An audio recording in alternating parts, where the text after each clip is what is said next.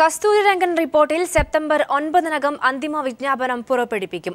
July 21-നകം എല്ലാ സംസ്ഥാനങ്ങളും അന്തിമ നിലപാട് അറിയിക്കണം. സംസ്ഥാനങ്ങളുടെ യോഗം ഓഗസ്റ്റിൽ വീണ്ടും ചേരാനും കേന്ദ്ര വനം പരിസ്ഥിതി മന്ത്രാലയത്തിന്റെ ഉന്നതതല യോഗം തീരുമാനിച്ചു. വിശദാംശങ്ങളുമായി മനു ശങ്കർ ചേരുന്നു. മനു, വിവരങ്ങൾ. മെഗാ കസ്തൂരിരംഗൻ റിപ്പോർട്ടിന്മേൽ അന്തിമ വിജ്ഞാപനം സെപ്റ്റംബറിനുണ്ടാകും. ജൂലൈ 31-നകം എല്ലാ സംസ്ഥാനങ്ങളും ഇത് സംബന്ധിച്ച് നിലപാട് അറിയിക്കണം.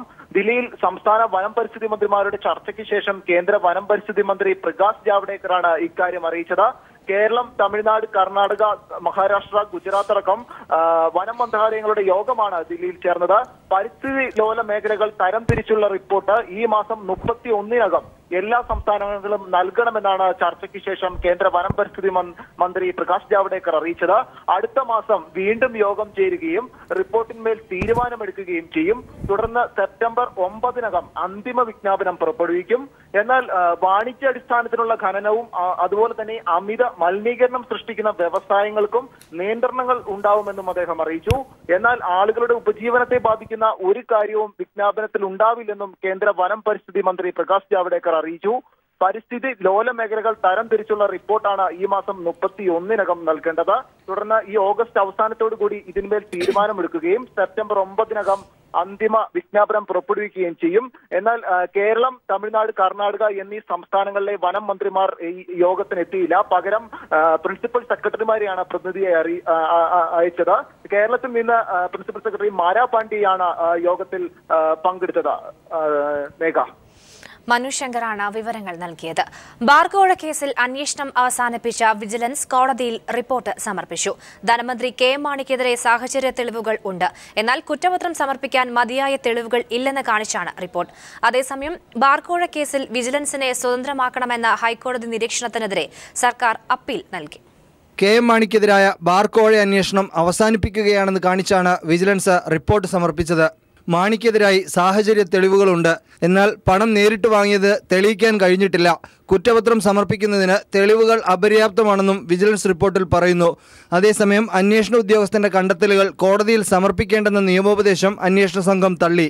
റിപ്പോർട്ടിനൊപ്പം മാണിക്കെതിരായ കണ്ടെത്തലുകളും സമർപ്പിച്ചതായാണ് സൂചന. ബിജു രമേശിന്റെ ഡ്രൈവർ അമ്പിളിയുടെ നുണപരിശോധനാ ഫലം തെളിവായി സ്വീകരിക്കാനാവില്ലെന്നും റിപ്പോർട്ടിൽ പറയുന്നു. 54 പേജുകളുള്ള റിപ്പോർട്ട് സീൽ ചെയ്ത കവറിലാണ് കോടതിയിൽ സമർപ്പിച്ചിട്ടുള്ളത്. News bureau, Thiruvananthapuram. പാഠപുസ്തക അച്ചടി സ്വകാര്യ പ്രസ്സിന് നൽകാൻ ധാരണ. 15 ലക്ഷം കോപ്പികളുടെ അച്ചടിയാണ് സ്വകാര്യ പ്രസ്സിനെ ഏൽപ്പിക്കുക. 9 ലക്ഷം കോപ്പികളുടെ അച്ചടി മാത്രമാകും KBPSന് നൽകുക. എന്നാൽ ഈ നടപടിയെ അച്ചടി വകുപ്പ് സെക്രട്ടറി രാജു നാരായണസ്വാമി എതിർത്തതായാണ് സൂചന. ഏത് വിധേനയും പാഠപുസ്തക അച്ചടി ഈ മാസം 18-നകം പൂർത്തിയാക്കാനാണ് ഉന്നതതല യോഗത്തിൽ KBPSന് മുഖ്യമന്ത്രിയും വിദ്യാഭ്യാസ മന്ത്രിയും നിർദ്ദേശം നൽകിയത്. എന്നാൽ ശേഷിക്കുന്ന 25 ലക്ഷം പാഠപുസ്തക അച്ചടി 11 ദിവസം കൊണ്ട് KBPSന് പൂർത്തിയാക്കാൻ സാധിക്കില്ലെന്ന് അച്ചടി വകുപ്പ് സെക്രട്ടറി രാജു നാരായണസ്വാമി യോഗത്തിൽ അറിയിച്ചു. ഇതിന് ആവശ്യമെങ്കിൽ സ്വകാര്യ പ്രസ്സിന് നൽകിയും അച്ചടി പൂർത്തിയാക്കാൻ യോഗം നിർദ്ദേശിച്ചു. എന്നാൽ ടെൻഡറില്ലാതെ അച്ചടി പുറത്തു നൽകാനാകില്ലെന്ന് രാജു നാരായണസ്വാമി പറഞ്ഞു. ഇതിൽ ടെൻഡർ തീരുമാനം KBPSന് സ്വീകരിക്കാമെന്ന് മുഖ്യമന്ത്രി മറുപടി നൽകി. ഇതേ തുടർന്ന് 15 ലക്ഷം പാഠപുസ്തകങ്ങളുടെ അച്ചടി പുറത്തു നൽകാനാണ് നിലവിൽ തീരുമാനിച്ചിരിക്കുന്നത്. നേരത്തെ സ്വകാര്യ പ്രസ്സിന് അച്ചടി നൽകാനുള്ള തീരുമാനം വിവാദമായതിനെ തുടർന്ന് ഉപേക്ഷിക്കുകയായിരുന്നു. ഇത്തരത്തിൽ ഈ മാസം 18-ന് അച്ചടി പൂർത്തിയാക്കി ബൈൻഡിംഗ് അടക്കം ചെയ്ത് 20-നകം പാഠപുസ്തകങ്ങളുടെ വിതരണം പൂർത്തിയാക്കാനാണ് തീരുമാനം. 20-ന് മുൻപ് വിതരണം പൂർത്തിയാക്കാൻ തപാൽ വകുപ്പിനോട് മുഖ്യമന്ത്രി യോഗത്തിൽ നിർദ്ദേശിച്ചു. കൂടാതെ ഓണപരീക്ഷ സെപ്റ്റംബർ 7 മുതൽ 15 വരെയായി നടത്താൻ രാവിലെ മന്ത്രിയുടെ അധ്യക്ഷതയിൽ ചേർന്ന ക്വാളിറ്റി ഇംപ്രൂവ്മെന്റ് പ്രോഗ്രാം യോഗത്തിൽ തീരുമാനിച്ചിരുന്നു. ഓണത്തിന് മുമ്പ് പരീക്ഷ നടത്തുന്നത് പ്രായോഗികമല്ലെന്ന് അധ്യാപക സംഘടനകൾ നിലപാടെടുത്തതിനെ തുടർന്നാണ് തീരുമാനം. ഈ തീരുമാനത്തിനും യോഗം അംഗീകാരം നൽകി. News bureau, Thiruvananthapuram. പാഠപുസ്തകം വിതരണം ചെയ്യാത്തതിൽ പ്രതിഷേധിച്ച് മാർച്ച് നടത്തിയ SFI പ്രവർത്തകർക്ക് നേരെ വ്യാപക ലാത്തിച്ചാർജ്. കോട്ടയത്തും മലപ്പുറത്തും തൊടുപുഴയിലും SFI മാർച്ചിൽ സംഘർഷം ഉണ്ടായി. കണ്ണൂരിൽ കലക്ടറേറ്റ് മാർച്ചിനു നേരെയുണ്ടായ ലാത്തിച്ചാർജിലും ഗ്രനേഡ് ആക്രമണത്തിലും SFI സംസ്ഥാന സെക്രട്ടറി വിജിൻ ഉൾപ്പെടെ നിരവധി പേർക്ക് പരിക്കേറ്റു.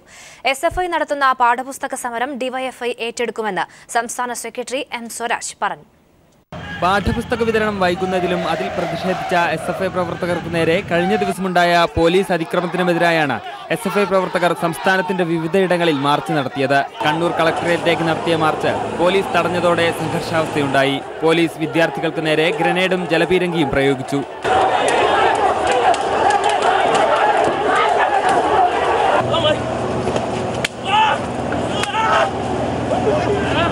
ലാത്തിചാർജിൽ SFI സംസ്ഥാന നേതാക്കളായ അഫ്സൽ, റമീസ് എന്നിവരടക്കം 21 പേർക്ക് പരിക്കേറ്റു. റമീസിന് തലക്കേറ്റ പരുക്ക് ഗുരുതരമാണ്. ഇവരെ AKG ആശുപത്രിയിൽ പ്രവേശിപ്പിച്ചു. 2 പത്ര ഫോട്ടോഗ്രാഫർമാർക്കും സംഘർഷത്തിൽ പരിക്കേറ്റു. മലപ്പുറം കളക്ടറേറ്റിലേക്ക് SFI പ്രവർത്തകർ നടത്തിയ മാർച്ചിന് നേരെയും പോലീസ് അതിക്രമമുണ്ടായി. വിദ്യാർത്ഥികൾക്ക് നേരെ പോലീസ് ഗ്രനേഡും കണ്ണീർവാതകവും പ്രയോഗിച്ചു. ലാത്തിചാർജിൽ 30-ലേറെ വിദ്യാർത്ഥികൾക്ക് പരിക്കേറ്റു. ഇതിൽ 4 പേരുടെ നില ഗുരുതരമാണ്.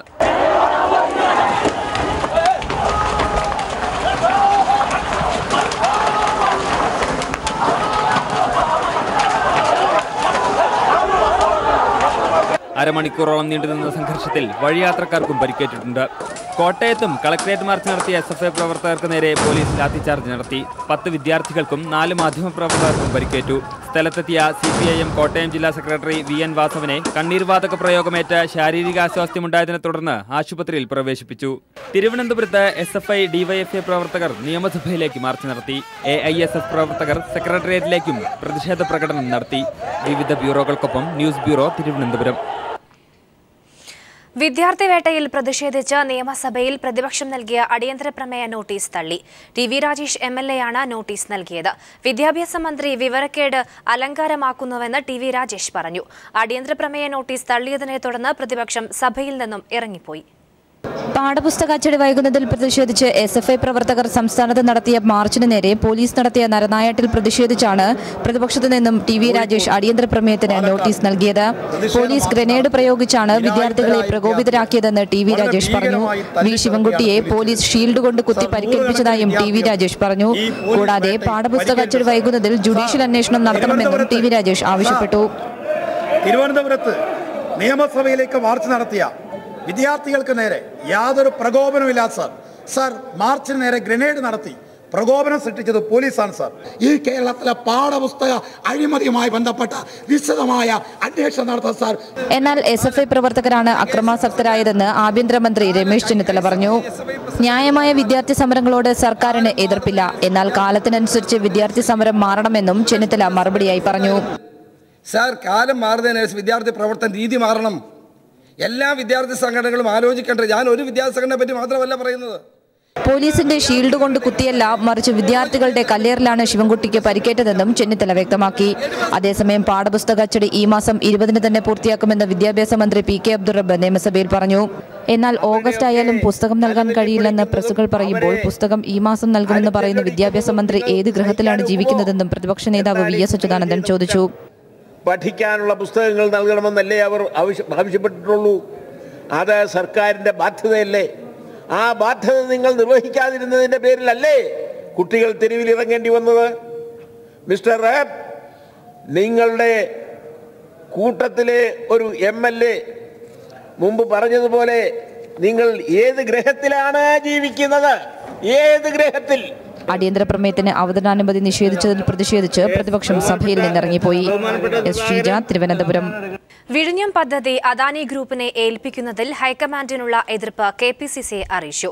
പദ്ധതി അദാനിയെ ഏൽപ്പിച്ചതിൽ രാഹുൽ ഗാന്ധിക്കുള്ള എതിർപ്പും കോൺഗ്രസ് നേതാക്കളെ അറിയിച്ചിട്ടുണ്ട്. അദാനിയുമായുള്ള BJPക്കുള്ള ബന്ധം ചൂണ്ടിക്കാട്ടിയാണ് ഹൈക്കമാൻഡ് എതിർപ്പ് അറിയിച്ചത്. നരേന്ദ്രമോദിയുമായി അടുത്ത ബന്ധം പുലർത്തുന്ന വ്യവസായ പ്രമുഖൻ അദാനിക്ക് വിഴിഞ്ഞം പദ്ധതി കൈമാറിയത് രാഷ്ട്രീയമായി തിരിച്ചടിയാകുമെന്ന വിലയിരുത്തലാണ് ഹൈക്കമാൻഡ്. പ്രിയങ്ക ഗാന്ധിയുടെ ഭർത്താവ് റോബർട്ട് വദ്രയുടെ ബിസിനസ് താൽപര്യങ്ങളെക്കുറിച്ച് BJP ഉയർത്തുന്ന ആരോപണങ്ങൾ പ്രതിരോധിക്കാൻ കോൺഗ്രസ് ഉപയോഗിക്കുന്നത് അദാനി മോദി ബന്ധമാണ്.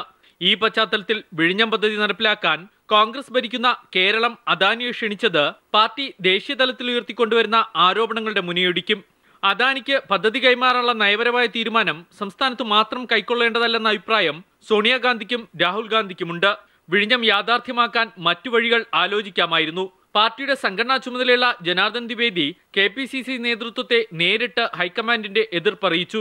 അതേസമയം ഹൈക്കമാൻഡിനെ അറിയിക്കാതെ ഉമ്മൻചാണ്ടി വിഴിഞ്ഞം അദാനിയെ ഏൽപ്പിച്ചതിന് പിന്നിൽ ദുരൂഹതയുണ്ടെന്ന് CPIM സംസ്ഥാന സെക്രട്ടറി കോടിയേരി ബാലകൃഷ്ണൻ ദില്ലിയിൽ പ്രതികരിച്ചു.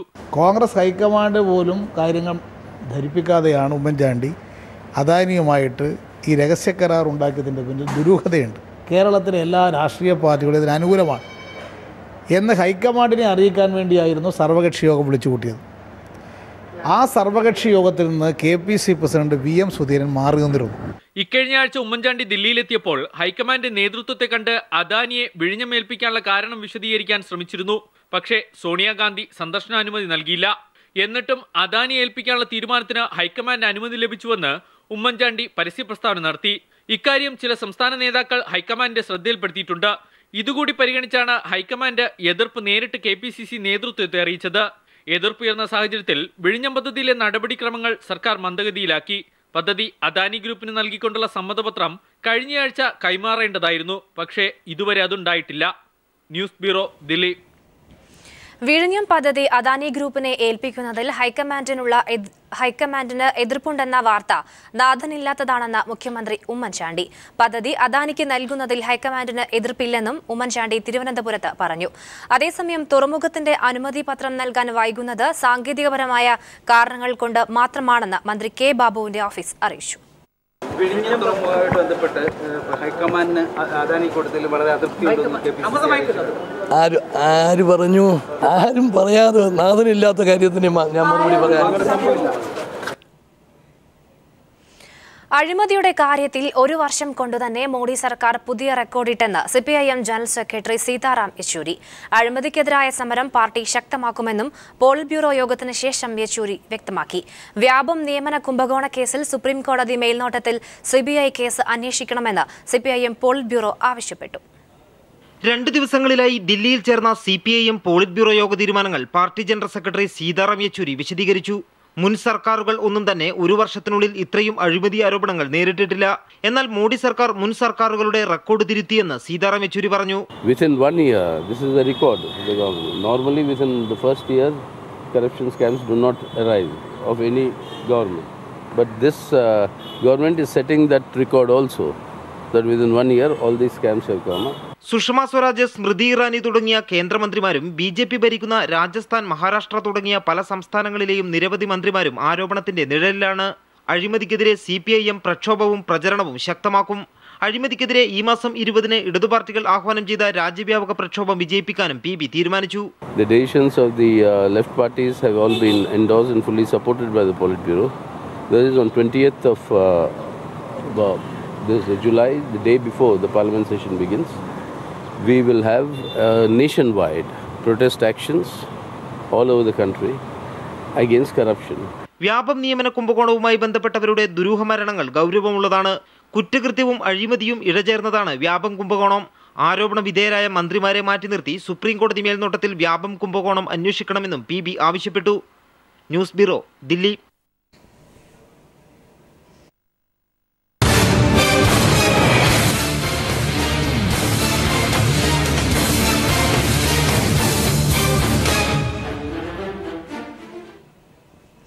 വ്യാപം അഴിമതി കേസിലെ കൊലപാതകങ്ങളെ തുടർന്ന് പ്രതിരോധത്തിലായ മധ്യപ്രദേശ് സർക്കാർ CBI അന്വേഷണത്തിന് വഴങ്ങി.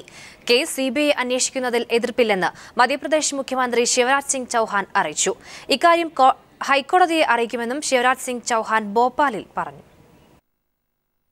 2000 കോടിയുടെ വ്യാപം അഴിമതിയിൽ അന്വേഷണ സംഘം ചോദ്യം ചെയ്ത് വിട്ടയച്ച പോലീസ് കോൺസ്റ്റബിൾ അടക്കം 46ഓളം പേർ മരിച്ച സാഹചര്യത്തിലാണ് മധ്യപ്രദേശ് സർക്കാരിന്റെ ചുവടുമാറ്റം. കേസിൽ CBI അന്വേഷണം വേണ്ടതില്ലെന്ന മുൻ നിലപാട് മുഖ്യമന്ത്രി ശിവരാജ് സിംഗ് ചൌഹാൻ തിരുത്തി. CBI അന്വേഷണം നടത്തുന്നതിനോട് സംസ്ഥാന സർക്കാരിന് എതിർപ്പില്ല. ഇക്കാര്യം കേസ് പരിഗണിക്കുന്ന മധ്യപ്രദേശ് ഹൈക്കോടതിയെ അറിയിക്കുമെന്നും ശിവരാജ് സിംഗ് ചൌഹാൻ ഭോപ്പാലിൽ നടത്തിയ വാർത്താസമ്മേളനത്തിൽ അറിയിച്ചു. അതേസമയം കേസ് CBI ഏൽപ്പിക്കണമെന്നാവശ്യപ്പെട്ട് മധ്യപ്രദേശ് മുൻ മുഖ്യമന്ത്രിയും കോൺഗ്രസ് നേതാവുമായ ദിഗ്വിജയ് സിംഗ് നൽകിയ ഹർജിയിൽ വാദം കേൾക്കുന്നത് സുപ്രീംകോടതി വ്യാഴാഴ്ചത്തേക്ക് മാറ്റി. മുഖ്യമന്ത്രി ശിവരാജ് സിംഗ് ചൌഹാനും ഭാര്യയും സംസ്ഥാന ഗവർണറും ആരോപണ വിധേയരായ കേസിൽ മാധ്യമപ്രവർത്തകരടക്കം നിരവധി പേർ ഇതുവരെ മരണപ്പെട്ടിട്ടുണ്ട്. ദുരൂഹ സാഹചര്യത്തിലുള്ള മരണങ്ങൾ കോടതി മേൽനോട്ടത്തിൽ CBI അന്വേഷിക്കണമെന്നാണ് പ്രതിപക്ഷ പാർട്ടികളുടെ ആവശ്യം. കേന്ദ്ര സർക്കാർ ഇക്കാര്യത്തിൽ പ്രതികരിച്ചിട്ടില്ല. വ്യാപം പോലുള്ള നിസാര കേസിൽ പ്രധാനമന്ത്രി പ്രതികരിക്കേണ്ടതില്ലെന്ന കേന്ദ്രമന്ത്രി സദാനന്ദ ഗൌഡയുടെ പ്രസ്താവന വിവാദമായിട്ടുണ്ട്. News bureau, Dilli. പ്രേമം വിവാദത്തിൽ നിർണായക അറസ്റ്റ്. ചിത്രം നെറ്റിൽ അപ്ലോഡ് ചെയ്ത 3 +1 വിദ്യാർത്ഥികൾ കൊല്ലത്ത് പിടിയിലായി.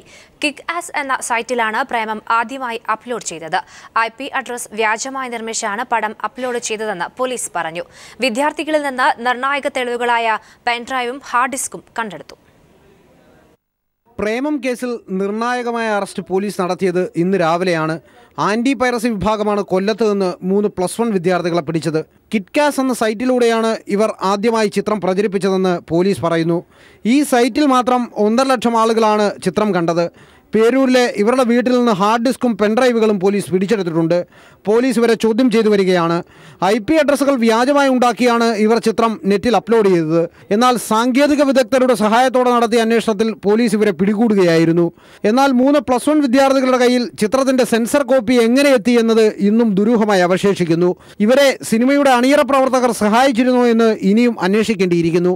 അന്വേഷണം ശരിയായ ദിശയിലാണെന്ന് anti piracy cell DYSP Iqbal മാധ്യമങ്ങളോട് പറഞ്ഞു. അല്ല, ഈ കേസിലെ ഒരു നിർണായകമായിട്ടുള്ള വഴിത്തിരിവാണ്. ഇതിൻ്റെ ഫസ്റ്റ് അപ്ലോഡർ അതുമായിട്ട് ബന്ധപ്പെട്ടിട്ടുള്ള മറ്റ് 2 പേരെയാണ് അറസ്റ്റ് ചെയ്തിരിക്കുന്നത്. ബാക്കി അന്വേഷണങ്ങൾ വളരെ കാര്യക്ഷമമായിട്ട് പോകുന്നുണ്ട്. ചിത്രത്തിന്റെ പകർപ്പുകൾ ചോർന്ന സംഭവത്തിൽ അന്വേഷണത്തിനായി പോലീസ് ഉടൻ തന്നെ ചെന്നൈയിലേക്ക് പോകും.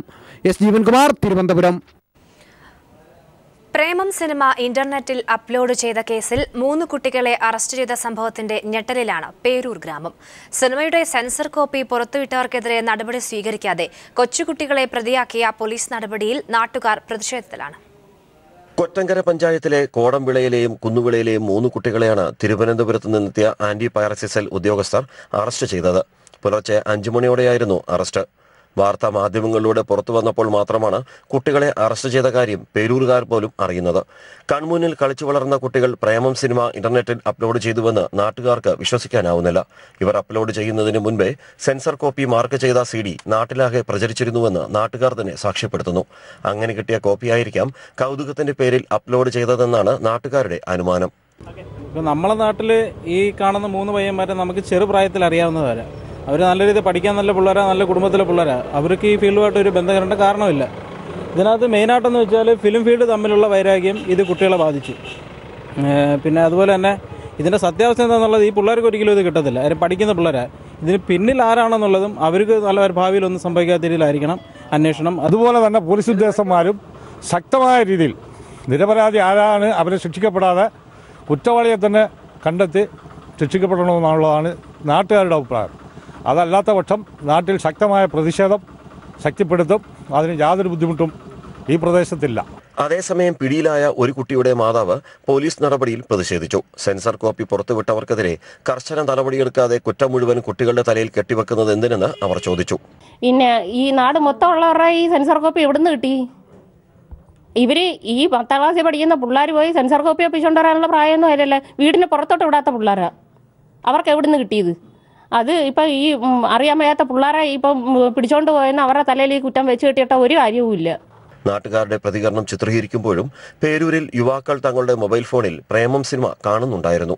പ്രേമം സിനിമ വൈറലായി. പക്ഷേ വൈറസായി അത് കൊച്ചുകുട്ടികളെ വരെ ബാധിക്കുന്ന വിധത്തിലേക്ക് കാര്യങ്ങൾ നീങ്ങുന്നു. പേരൂരിൽ നിന്ന് ക്യാമറമാൻ പ്രമോദ് പന്നിയോടിനൊപ്പം രാജ്കുമാർ.